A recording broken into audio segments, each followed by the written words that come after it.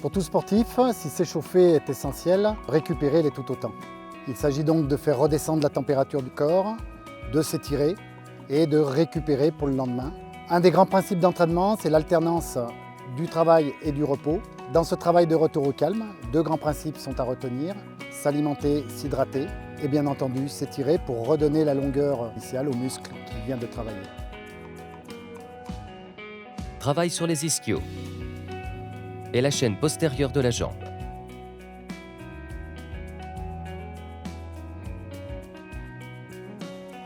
Travail sur les adducteurs. Le muscle à l'intérieur de la cuisse, toujours en gardant le buste bien droit. Travail sur les quadriceps, le muscle qui est sur la cuisse. On laisse avancer le bassin tout en descendant le genou vers le bas. Et on va terminer par un exercice d'étirement du dos. C'est un exercice jambes fléchies. On enroule le dos. On tire les mains vers l'avant en soufflant bien, sur des séquences de 6 à 8 secondes. Puis, pour étirer toute la chaîne postérieure du dos, on peut s'incliner légèrement sur le côté pour en profiter pour étirer les obliques, les transverses, les muscles rotateurs du buste, qui sont très sollicités en équitation. Alors l'importance de récupérer et de s'étirer est primordiale. On peut le faire tout de suite après l'équitation ou le soir tranquillement chez soi par exemple, devant un petit feu.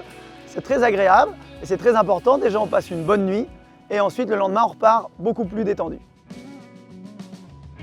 Travail de récupération qui peut se faire le soir chez soi tranquillement. Là ici, contre un arbre. Ça peut se faire contre un mur, dans un intérieur. On tire toute la chaîne, donc les talons tirent vers le haut et les bras tirent vers l'arrière, en gardant la courbure lombaire bien au sol. Synchronisation de la respiration, c'est important sur l'étirement. Et on relâche. Un autre travail d'étirement. On va travailler sur les 3 courbures cervicales, lombaires et des poplitées au niveau des genoux. Premier exercice, on écrase la nuque sans se crisper en gardant la respiration. On relâche. On écrase les lombaires sans me crisper, en respirant bien toujours. Je relâche.